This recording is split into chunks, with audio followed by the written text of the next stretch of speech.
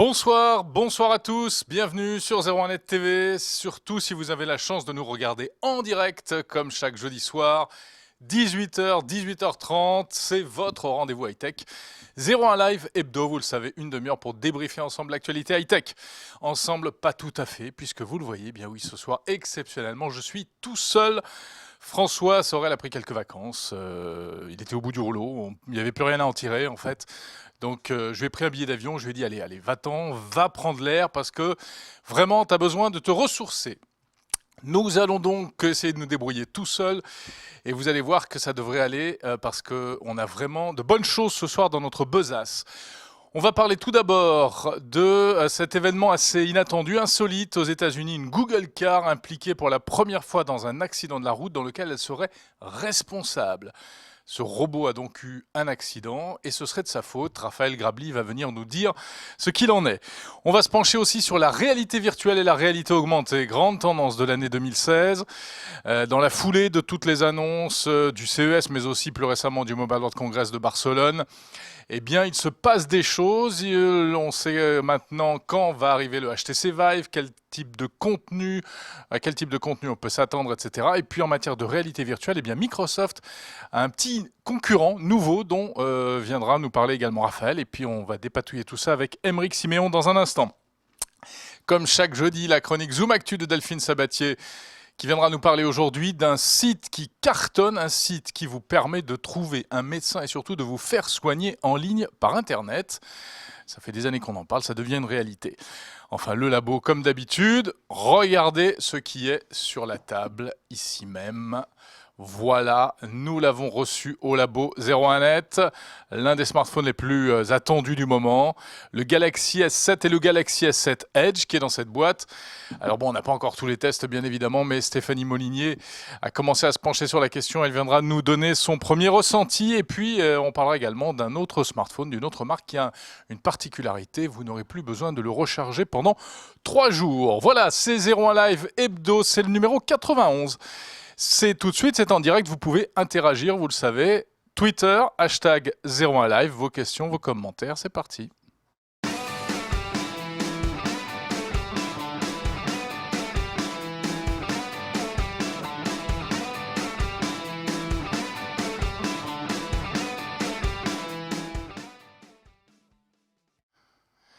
Et on va commencer comme chaque semaine par la question 01net Orange, petit sondage que l'on vous soumet comme d'habitude, lié à l'actualité. Alors cette semaine, eh bien, c'est la réalité virtuelle.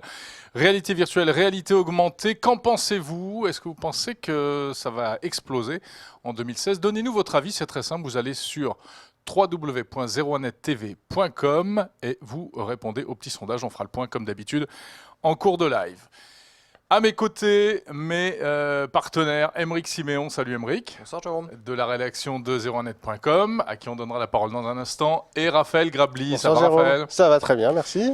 Bon, alors je le disais, cette news assez étonnante qui nous vient des États-Unis. Les Google Car, on le sait, commencent à se répandre aux États-Unis. Il y en a de plus en plus. Il y a déjà eu plusieurs accidents dans lesquels elles étaient impliquées. Ils ont fait des millions de kilomètres depuis 2009. Il y a eu beaucoup de tests de la Google Car. Il y a déjà eu 17 accidents. Sauf que bon, c'est relativement peu par rapport. Il y a eu 3 millions de kilomètres, etc. Donc c'est relativement peu. Le problème, c'est que là, le 14 février dernier, il y a eu un accident où la Google Car était responsable. Et ça, c'est une vraie première pour Google. Ils sont bien embêtés parce qu'ils ne peuvent plus dire que leur voiture autonome est sûre à 100%. Maintenant, c'est sûr à 99%. C'est-à-dire qu'avant, ils s'étaient fait rentrer dedans par derrière. Exactement. Avant, c'était toujours de la faute de quelqu'un d'autre. Donc, soit d'un automobiliste extérieur, etc. Soit de la personne, parce que vous savez, il y a toujours quelqu'un qui est embarqué dans la voiture, évidemment. Il y a toujours quand même quelqu'un. Voilà, la voiture n'est jamais toute seule. Et là, cette fois-ci, c'est vraiment le logiciel qui a bugué, enfin, qui n'a pas bugué, mais qui a pris une mauvaise décision. Alors, qu'est-ce qui s'est passé? Alors, c'est vraiment simple en plus. La voiture était sur une grande voie. Il y a eu un espèce de talus, un sac de sable qui a gêné sa course. Résultat, elle devait bifurquer, sauf que derrière, il y avait un bus qui arrivait. Le logiciel a interprété le comportement du bus en pensant que le bus allait freiner pour gentiment. Voilà. Il a quand même vu le bus. Non, il a bien détecté le bus, pardon. il a anticipé le fait que le chauffeur du bus allait être un petit peu cordial et allait laisser passer la voiture. Sauf que le problème, c'est que le chauffeur s'est pas arrêté. Ouais. Donc l'accident n'est pas très grave parce que bon, la voiture était quasiment à l'arrêt, elle était à 3 km/h. C'est ça l'avantage des Google Cars, c'est qu'elles roulent tout doucement exactement, dans ce genre de manœuvre. Exactement. Par contre, le chauffeur du bus accélère à 25 km/h. Donc il y a eu un accident et apparemment, donc c'est vraiment ce coup-là, Google l'a admis, c'est le logiciel qui a pris une mauvaise décision.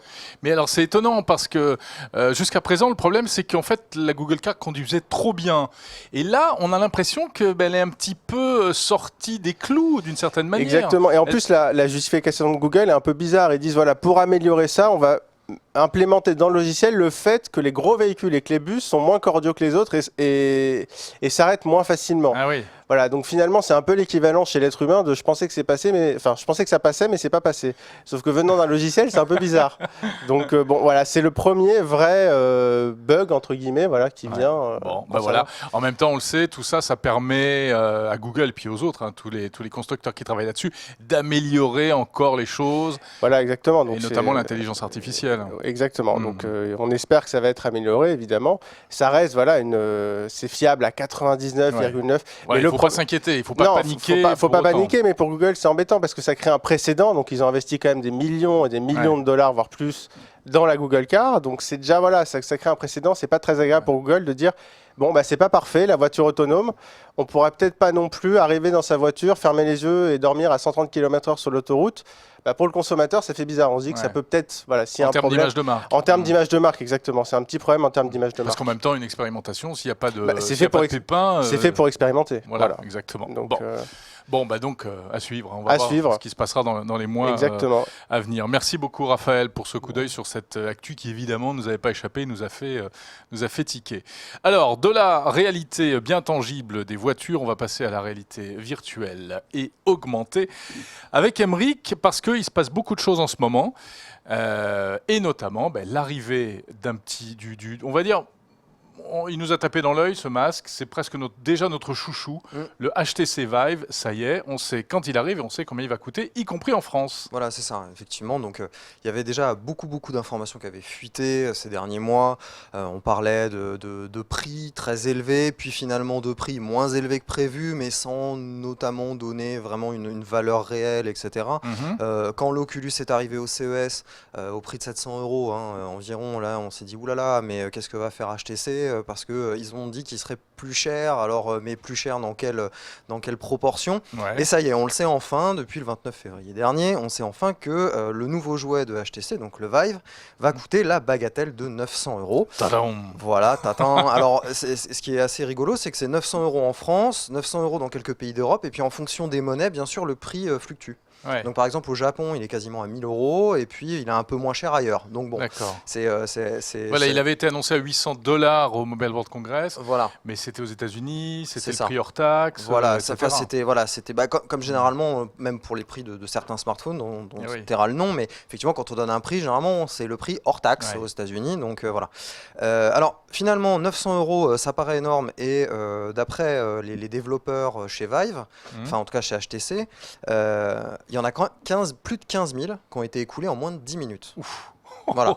Donc ce qui est quand même pas mal. Donc ce qui veut dire qu'il y a quand même un certain engouement pour le matériel qui, comme vous le disiez tout à l'heure, est sans doute l'un de nos chouchous et qui pourtant n'est pas le moins contraignant en termes d'installation. Et oui, parce que c'est celui qui va demander le plus de matériel. De place surtout. Parce que il faut fixer des capteurs au mur, il y a 2 manettes. Il faut dédier une pièce. Voilà, tout à fait. Et puis surtout, il faut avoir une machine dédiée aussi à ça. Et on l'oublie un peu trop souvent, mais c'est 900 € et un PC à plus de 1000 €.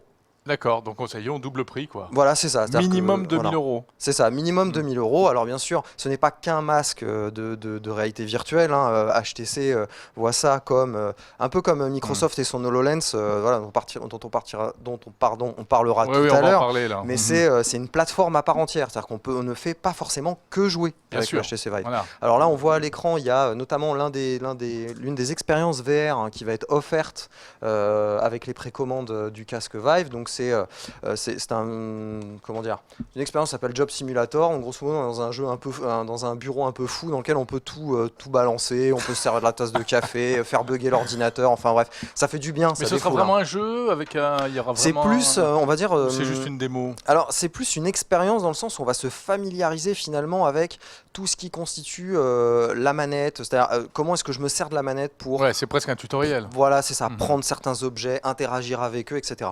Après, on va avoir un jeu un peu plus bourrin, qui va être Arizona Sunshine, donc qui est un jeu de tir de zombies, alors qui, pour le coup, lui, n'est pas fourni avec le HTC Vive. Hein. Il faudra l'acheter en plus. Il faudra l'acheter en plus, bien sûr, parce que bien sûr... C'est ça aussi qu'on ne nous dit pas nécessairement, c'est que tous les jeux ne sont pas optimisés. Il y en a certains qui vont être spécialement faits pour la VR, d'autres qui vont être adaptés à la VR, notamment un jeu qui s'appelle Elite Dangerous, qui est assez connu, mais des fans de simulation spatiale, qui lui est totalement optimisé pour la VR. Il y a des démos qui tournent sur Internet avec l'Oculus, mais aussi avec le Vive, et ça marche très bien, et surtout c'est très probant. On a vraiment l'impression d'être dans son vaisseau spatial, en train de piloter voilà, son espèce de caisse à savon dans les étoiles. Voilà, ça va être génial, ça va être hyper immersif. Ouais, l'expérience avec le HTC Vive, c'est exceptionnel. Moi, j'ai trouvé ça exceptionnel, personnellement. Ah oui, on est tous d'accord là-dessus. Voilà, c'est vraiment le plus immersif, complètement, c'est celui avec lequel la définition est la meilleure. Exactement. Il y a aucun effet nausée parce qu'il y a aucune latence en fait. Donc c'est vraiment génial. Le jeu de zombies, il est très simple. Ce serait sur console, ce serait un jeu très moyen, mais là-dedans sur le Vive, on pourrait y jouer des heures. Quoi. Ça ne veut pas dire que les autres sont pas intéressants. Non. Même le PlayStation VR qui sera le moins cher, il procure une certaine expérience. Normalement, qui devrait. Normalement, on n'en sait rien pour l'instant. Donc, pour finir rapidement, aujourd'hui, avec le HTC Vive, il y a 124 jeux répertoriés compatibles. Alors ça va de tout, hein. C'est de l'expérience, comme je le disais tout à l'heure, c'est-à-dire typiquement il y en a une qui s'appelle Everest, où on est dans la montagne et puis on est en train de gravir des sommets, on s'accroche à des échelles, on passe sur des ponts en échelle de corde, etc. C'est assez impressionnant. Et puis après on aura des vrais jeux. Et tout ça c'est en train de se mettre gentiment en place. Ça arrive. Les développeurs travaillent avec des gens comme Intel, avec Nvidia, avec AMD, histoire que que les développeurs puissent avoir des outils nécessaires pour adapter l'existant à la VR ou ne développer que pour la VR. Il y a Yoni qui nous demande si on peut imaginer un GTA 5 en réalité virtuelle. Alors, c'était une rumeur. On pourrait. Il faudra courir. Il faudra jouer debout. Il faudra des accessoires en plus pour jouer debout. Oui, alors c'est ce qu'on n'a pas dit, mais par rapport à un Oculus, typiquement, le Vive, faut jouer debout la plupart du temps. Alors que l'Oculus a quand même été pensé pour être joué assis, avec une manette, etc. Avec une manette, bon là, en l'occurrence, il est livré l'Oculus avec une manette de Xbox 360. Donc ça reste très statique comme expérience, mais une expérience plus visuelle que totalement immersive dans le sens je joue avec mon corps. On va pas se mentir, même s'il y a eu un nombre de précommandes assez impressionnant, on peut penser que ce type de produit, notamment le Vive, va plutôt être réservé à, je sais pas, des salles d'arcade ou des. Est-ce que vraiment il y a beaucoup de particuliers qui vont s'offrir ça?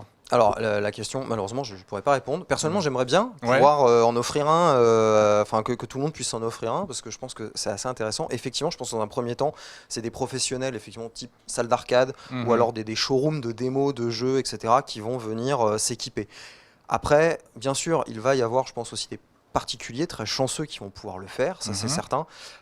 Et puis, on en est qu'au balbutiement, ça commence. Donc on peut espérer, on peut imaginer que la démocratisation de ce genre d'équipement puisse arriver dans les années à venir, parce qu'on arrivera à fabriquer les écrans de façon plus rapide, moins chère, etc. Donc c'est vraiment une nouvelle façon de jouer qui arrive. Ce n'est pas la future façon de jouer, c'est une nouvelle façon de jouer. Tout à fait. Bon, bah voilà, ça nous continue de nous faire rêver.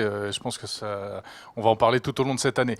Ça, c'est la réalité virtuelle. Puis vous le savez, il y a alors une chose qui est un petit peu dérivée. Enfin, c'est encore autre chose, la réalité augmentée. Raphaël, avec bien sûr le fameux masque HoloLens. Donc ça, c'est Microsoft. Donc la réalité augmentée, en fait, ça se base sur la réalité. La seule chose, c'est qu'on a en plus des hologrammes qui arrivent. Donc Microsoft qui a annoncé il y a quelques jours lancer le programme, la livraison pour les développeurs. C'est $3000, donc c'est pas donné. Et il y a un concurrent aussi qui s'appelle Meta et qui lance un Meta 2. La différence, c'est que là, ça coûte plutôt $1000 que 3000, donc c'est quand même plus bien moins cher. Après, il y a une différence notable quand même, c'est que la machine n'est pas intégrée au casque. Donc comme le Vive, en fait, il faut le relier à un ordinateur. D'accord. contrairement à Microsoft. Donc il faut ajouter le prix de l'ordinateur. Exactement. etc. Microsoft, c'est une vraie machine Windows 10, donc on a tout qui est intégré, c'est assez différent. Mais surtout, le Meta 2, ce qui est intéressant, c'est l'angle, le champ de vision qui est assez important, c'est 90 degrés. Et ceux qui ont testé le HoloLens, c'était un peu la limite. Et voilà, le point négatif, c'était que le champ de vision était un petit peu réduit. Et pour le Meta 2, c'est du 90 degrés. La réalité virtuelle, c'est 110 degrés. C'est à peu près équivalent à notre champ de vision humain. Donc 90 degrés, on commence à s'approcher quand même d'une expérience très immersive. Donc on sent qu'il va y avoir aussi tout un débat, enfin une bataille en tout cas, sur la réalité augmentée, où il y a plus d'applications peut-être professionnelles, parce qu'il y a des projets en 3D, on peut manipuler. Si on est ingénieur automobile, on crée des moteurs, etc.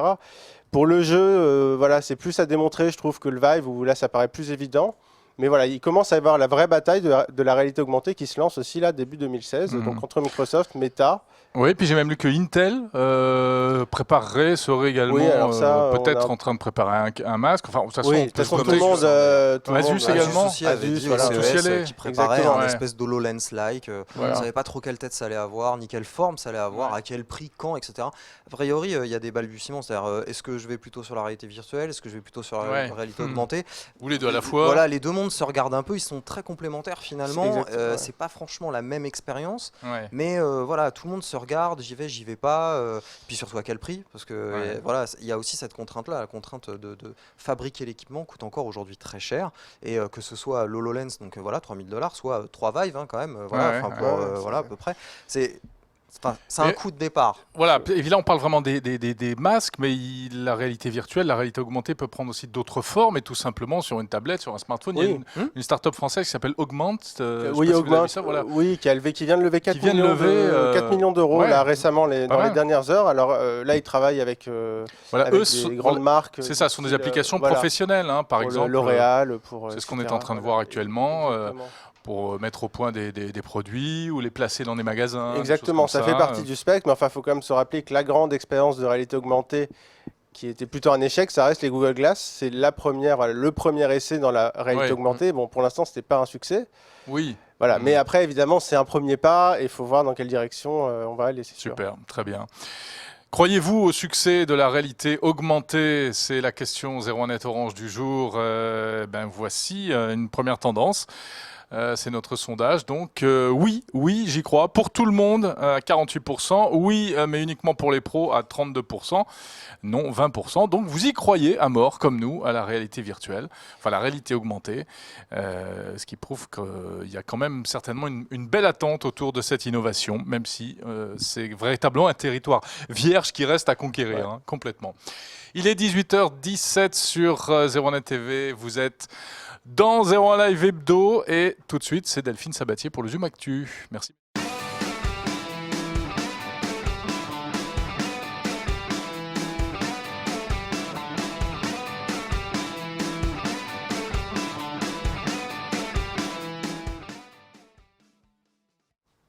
Bonsoir Delphine. Bonsoir Jérôme. Ça va bien? Je me recoiffe. Oui. Voilà, on fait un coucou à François Sorel, s'il nous regarde. Eh oui, quel vénard. Quel petit vénard, il est au soleil, on peut le dire ça. Hein. Mais vous avez encore plus de chance, vous qui nous regardez, parce que regardez, je le rappelle, le Galaxy S7 Edge est là, dans sa boîte, et on va faire le déballage ensemble tout à l'heure avec Stéphanie Molinier. Mais avant cela, Delphine, mais avant cela, je dirais que c'est une chose dont on parle depuis presque le début d'Internet. Consulter le médecin par Internet, depuis son ordinateur, c'est en train de devenir une réalité en France, puisque depuis quelques jours, un site propose aux internautes d'avoir quasiment des consultations en ligne. Comment ça fonctionne? Alors effectivement, on l'attend depuis très longtemps. On ne parle pas encore de consultation, c'est vraiment un avis médical, mais presque instantané. C'est mieux que de se dire j'ai un cousin médecin. Là, en un quart d'heure, si vous avez une question, il y a un médecin, un vrai docteur, qui vous répond en ligne. Donc le site qui s'est lancé récemment, il s'appelle mesdocteurs.com, c'est assez facile de s'en souvenir. Et il va faire appel à des généralistes et des spécialistes. Vous allez voir, il y en a plutôt pas mal. On leur a posé la question d'ailleurs de comment ils faisaient pour recruter. La manière de s'en servir, c'est vraiment très simple. Il y a un site internet et puis il y a une application. Donc on pose sa question. C'est totalement anonyme. Et dans les minutes qui suivent, en fonction du prix qu'on a payé, eh bien, on a une réponse. Mais est-ce que vraiment on peut faire confiance à cette plateforme? Alors, on leur a posé la question, comment vous faites déjà pour trouver des vrais médecins? Parce qu'ils sont, ce sont des vrais médecins. Ils sont plutôt débordés. En tout cas, moi, quand je vais chez mon médecin, il n'a jamais le temps. Donc, en fait, il y a quand même des médecins qui ont le temps, puisque ce sont des jeunes praticiens principalement, qui n'ont pas encore tout à fait toute leur clientèle.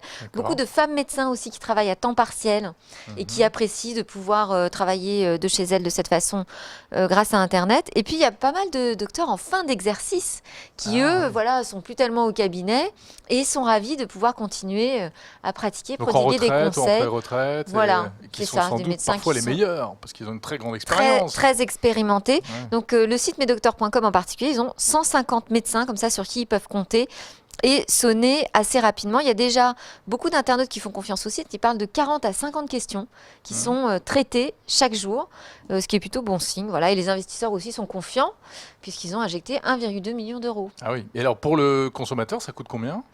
Alors, il y a plusieurs options. Si on veut une réponse dans les 48 heures, donc on n'est pas très pressé, c'est pas très urgent, c'est totalement gratuit pour l'instant. Si on veut une réponse dans les 15 minutes, là, c'est 5 €. Et puis, il y a aussi une version de chat. Donc, on peut avoir une conversation avec le médecin. Et là, c'est à la minute. Utile.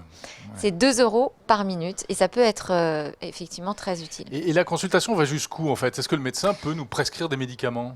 Alors, c'est l'objectif du site, évidemment, et de tous les sites qui sont en train de se lancer en France. Pour l'instant, ça n'existe qu'en Angleterre, où on peut vraiment faire de la prescription, donc une vraie consultation médicale. Pour ça, il faut passer par plusieurs agréments, et notamment par l'ordre des médecins. Mais l'ordre des médecins, pour l'instant, réfléchit plutôt à une nouvelle réglementation sur la télémédecine. Parce qu'avec tous ces sites qui arrivent, en fait, il y a une sorte de dérégulation qui arrive, puisqu'il y a différents services avec différents prix pratiqués et c'est vrai que ça part un petit peu dans tous les sens. J'ai noté par exemple, si vous allez sur Medavise, et bien là c'est totalement gratuit pour l'internaute. C'est vraiment un système B2B finalement puisque c'est directement votre assurance ou votre mutuelle qui prend en charge la consultation. Donc ça, c'est un modèle économique encore différent du premier qu'on a vu. Sur ledocteur.fr, là, vraiment, c'est totalement gratuit aussi, mais le modèle économique repose sur une mise en relation. Donc ça va permettre aux médecins, dans les campagnes, tout ça, de récupérer des clients, parce qu'il y a la prise de rendez-vous par Internet. Et puis, il y a des choses beaucoup plus chères. Par exemple, si vous avez voilà, un problème assez important médical et que vous voulez avoir un deuxième avis, souvent, on vous dit d'aller consulter un deuxième spécialiste. Et bien là, il y a un site qui s'appelle deuxièmeavis.fr. Deuxièmeavis.fr, il y a un comité scientifique qui s'engage en fait à vous donner son avis sur la pathologie que vous avez dans les 7 jours. Mais là, ça coûte 295 €. Ouais. Voilà. Donc, qui régule ces tarifs ? Il y a aussi un site pour les dermatologues, pour l'épiderme. On montre sur la photo l'état de sa peau et automatiquement, on va avoir un dermato à son écoute pendant 7 jours. Donc voilà, il y a plusieurs modèles. Tout ça mis bout à bout, finalement, fait que l'ordre des médecins se demande si on n'est pas en train d'ubériser le grand mot. Les docteurs et voudrait mettre un petit peu d'ordre là-dedans. Ouais, mais en tout cas, on progresse. À un tournant et c'est une vraie petite révolution qui se prépare. Là, voilà, ça évite d'attendre le rendez-vous chez le spécialiste pendant des mois. Il y a un vrai besoin. Il y a un vrai ça évite aussi une consultation inutile chez son généraliste quand c'est juste pas grand-chose.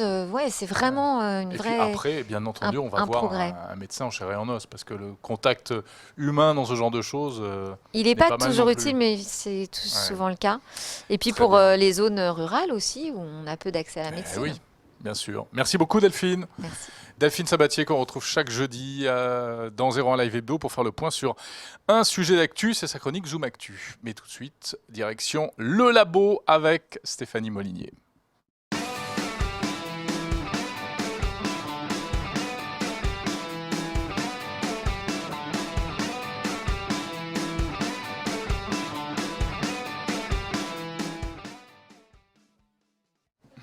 Bonjour Stéphanie. Bonjour Jérôme. Stéphanie a le sourire aujourd'hui parce que Stéphanie aime les smartphones et elle aime surtout quand ils sont très beaux et qu'ils sortent du lot. Et qu'ils arrivent à la rédaction. Et qu'ils arrivent à la rédaction aussi. Et ils arrivent toujours très très tôt à la rédaction de 01net.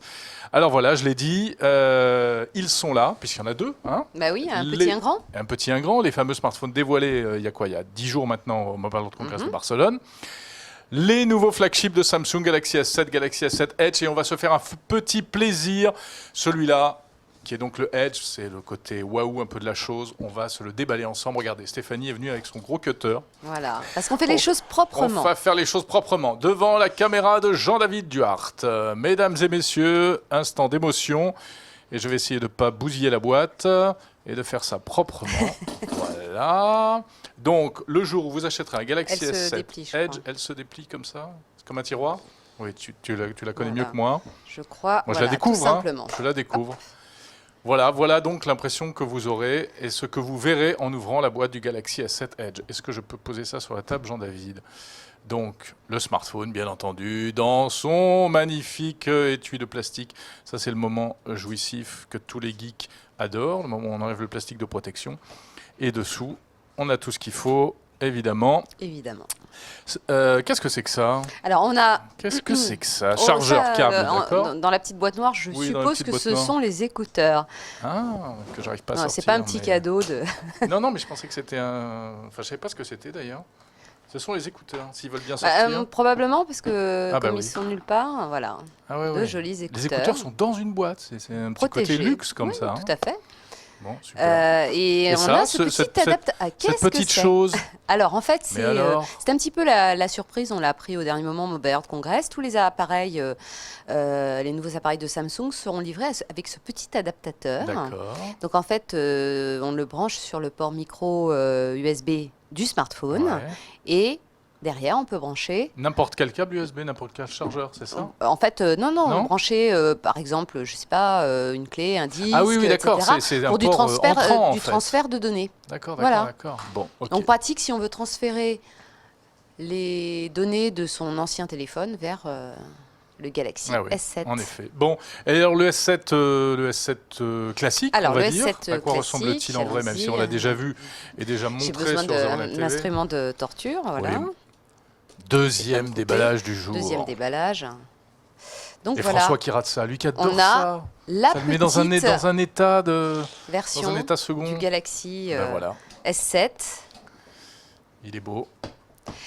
Et donc, en fait, pour terminer avec la partie accessoires livrés avec le smartphone, on a également un chargeur et son câble rapide. C'est des éléments indispensables pour recharger. On l'a testé sur le Galaxy S7 Edge, c'est assez rapide. C'est grâce à la puce de Qualcomm, c'est ça? Non, puisque il n'y a pas le processeur Qualcomm sur les modèles français.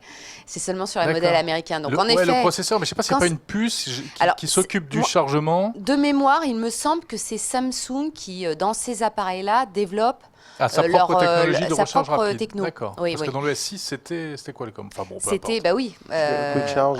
Je sais Quick Charge de Qualcomm, Quick Charge, je sais plus. Alors peut-être que c'est Quick Charge de Qualcomm. Après, ça dépend à Barcelone. Voilà, il y a différents fournisseurs de cette techno. Mais une chose est sûre, c'est embarqué dans le téléphone, mais le chargeur rapide est également nécessaire. Donc quand on a les deux, c'est formidable.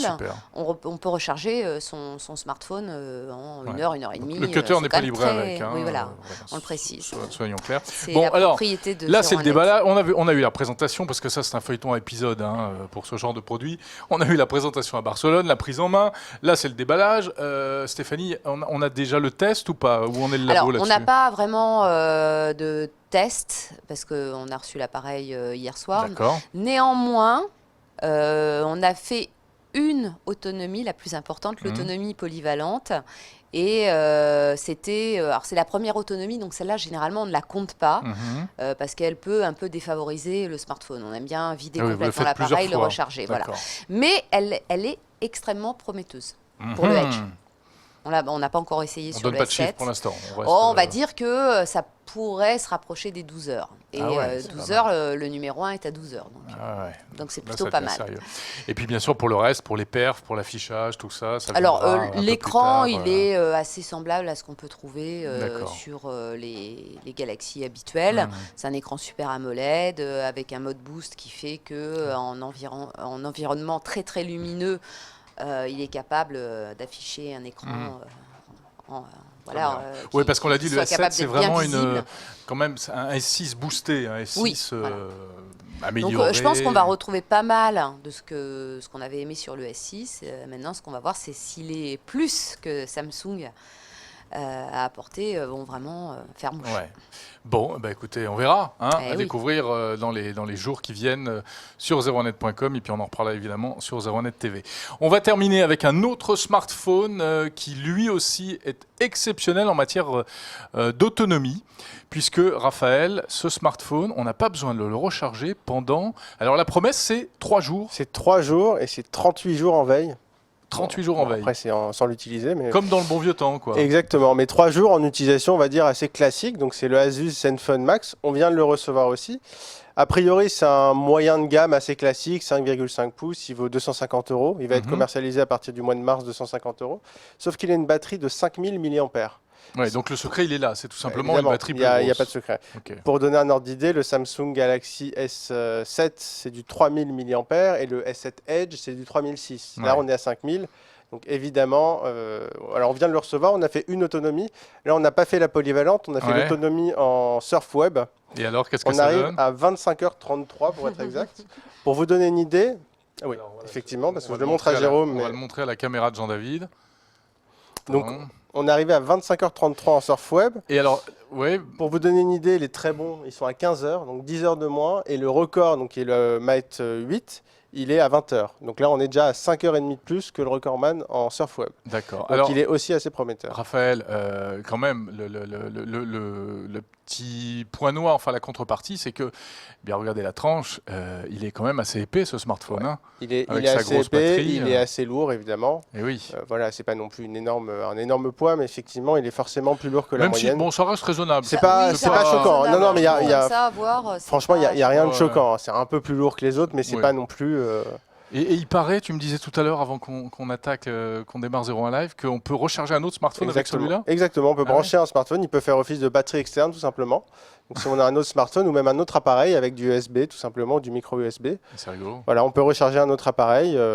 Voilà, si vous en avez marre d'être à court de batterie avec votre smartphone habituel, vous achetez celui-là, un bon petit câble et puis ça vous fait une batterie d'appoint. Exactement, donc là on vient 250 € la batterie d'appoint, quoi. Oui, mais c'est quand même un c'est quand même un vrai smartphone. C'est un milieu de gamme, un Snapdragon 410, 2 Go de RAM. Ouais, ça tient la route. Ça tient la route. Donc on va le tester, hein, évidemment. On va le tester sûrement la semaine prochaine. Donc, dans les prochains jours. Mais en tout cas, on peut penser que c'est ou la semaine suivante. Ça dépendra de l'autonomie. Mais dites donc, ça va devenir de plus en plus compliqué. Il va y avoir un embouteillage parce qu'il y a tous les Samsung. Après, il faut en venir à bout. Donc, il va falloir faire celui-là. Ah, mais oui. Comment allez-vous faire au labo ? Il va nous falloir 15 jours pour avoir les tests de smartphone. Exactement, ça prend du temps, il faut décharger tout ça, recharger, faire toutes les autonomies. Mais bon, a priori, ça va être c'est quand même un vrai smartphone, il sera peut-être plus ou moins bien, mais c'est quand même un smartphone qui tient la route, ça c'est sûr. Bon, très bien. Il s'appelle le Asus Zenfone Max. Et il arrive en mars en France. D'accord. Et le Galaxy, il sort quand ? Le 11 mars ? Oui, c'est ça. Le 11 mars, c'est marrant, pour les chanceux qui ont précommandé suffisamment vite, ils le reçoivent 3 jours avant. Oh, les petits chanceux. Il est déjà en démonstration dans les boutiques. Hein. Oui, en France, à l'étranger, etc. Ça me semble oblige. On va s'arrêter là. Merci beaucoup, Stéphanie Molinier, Raphaël Grabli de la rédaction de 01net.com. Dernier tour du côté de la question 01net Orange du jour. Croyez-vous à la réalité augmentée ? Oui, ça va cartonner. Et pour tout le monde, à 48%. Oui, seulement pour les pros. Ou bien non, à 23%. Donc, on y croit à mort à la réalité augmentée. Voilà, c'est la fin de ce 01 Live Hebdo. Comme chaque jeudi, 18h, 18h30, vous le savez. On se retrouvera jeudi prochain, bien entendu. Merci à Jean-David Duhart, Florian Beaufreton, Pierre Thiolin et Jérôme Giliberto. Ils étaient tous là aujourd'hui encore pour s'occuper de la technique de ce live. Merci de nous suivre, y compris en replay. On se retrouve très vite sur 01net TV. Bonne soirée, salut à tous.